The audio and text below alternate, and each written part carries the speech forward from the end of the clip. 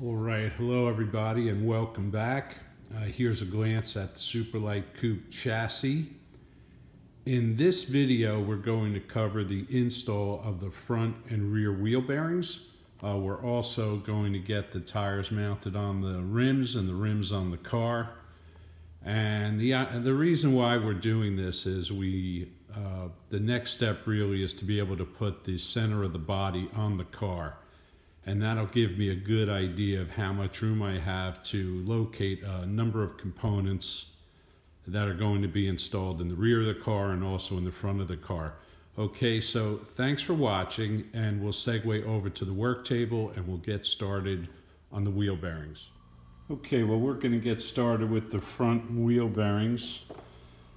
This just gives you a sense for the hardware that we're going to attach. So each one of these flanges is going to be attached by four 7/16 bolts. We've got small washers that go sort of in this direction on the flange, and then we have the larger washers that will go behind the upright. We'll apply anti-seize to the bolt shoulders, to the washers that touch the aluminum, and we'll also put anti-seize on the flange because the flange is really like a hub-centric fit. It's not, I wouldn't consider it a press fit, but you definitely have to pull it into that area so it's on the upright in a rock-solid way. Okay, so let's apply the anti-seize and we'll take it to the next step. This isn't all that interesting, but as I say, for the sake of completeness, I wanted to point out a couple things. So these wheel bearings, we have these long bolts, but there's really not enough room to get the bolt in from the front. So you have this hole in the bolt in the hub that I guess is part of the system that balances the hub, and this is wide enough to get the bolt in. So each bolt, you just sort of clock the hub around and then you put the bolt in. So that's what we'll do, and then we'll put these hubs on the front uprights. Okay, well, we have the front wheel bearing positioned in the upright, and a couple of things. I mentioned in the prior segment that the front wheel bearing is a press fit or hub-centric fit. It is a hub-centric fit. It is not a press fit, and you know, the barrel of the wheel bearing fits in the round area in the upright, but you have these four bolts that have to be tightened.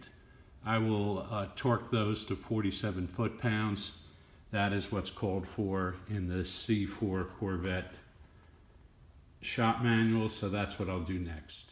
Okay, well, I torqued the front wheel bearings, let's see, I think I torqued them to 47 foot-pounds. We're now looking at the rear wheel bearings, and these get attached just a little differently. There's a little glare here, but you know, these parts are so shiny, I really can't help it. But anyway, what we have is we use 3 bolts for each bearing.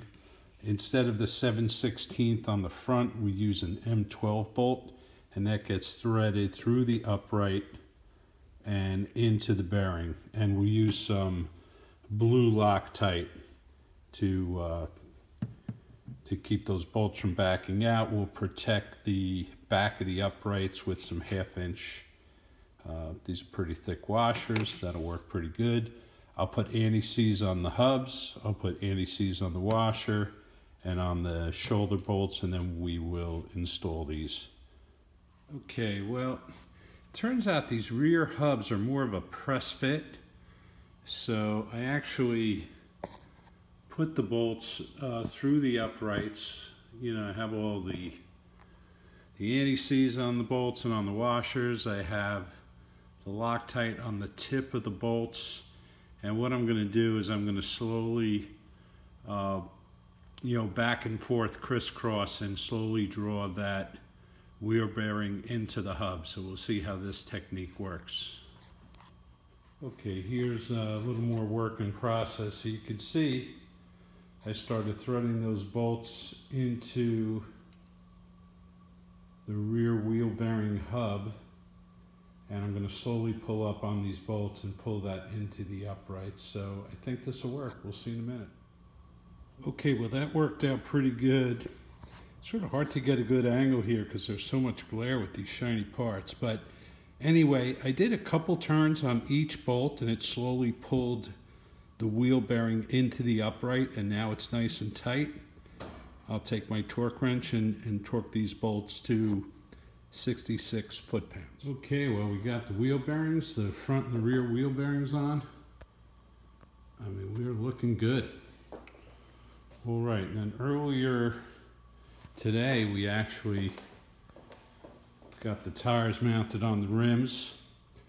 These are Michelin Sport ZP, zero pressure tires, and I will tell you, the tire company really struggled to get these tires on the rims, and candidly, they really marked up the rims pretty good, and I was not happy with that. But what are you going to do? I'm going to get some matching touch-up paint, and I'll touch it up and move on.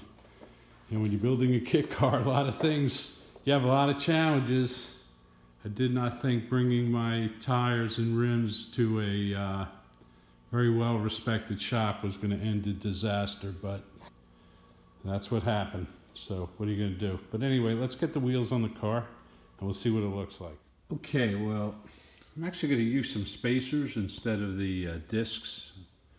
No need to really put the discs on at this point, and I don't want to add any more weight on that anti-droop rod that I'm using. So I just have a few spacers, and then we'll put some tires on the car. All right, well, this is certainly a milestone on the build. We got all 4 wheels on the Superlite Coupe Chassis, and to my eye, this looks really cool. This is just such a cool project. Just take a look around. As you can see, I have the gunmetal color rims. I thought that would look good. I've got these run flat tires. The rim sizes, the fronts are 19s, and the rears, which look really beefy, are 20-inch rims. So these are the tallest rims you can buy for an SLC. I basically went with the taller rims because there's a regulation in New Jersey that, you know, if you get a flat, the car still has to roll on the rims. Now, these are run flat tires, so it's not going to matter, but I didn't want to leave anything to chance. A lot of the builders use 19s on the back and 18s on the front, I guess to get a little more rubber, a little more isolation, but you know, this is the direction I went.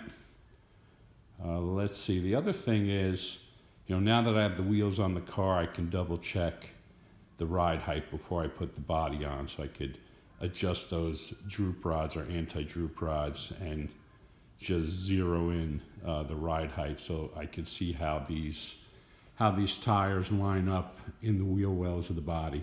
Okay, we'll call it a wrap. Thanks for watching. Take care.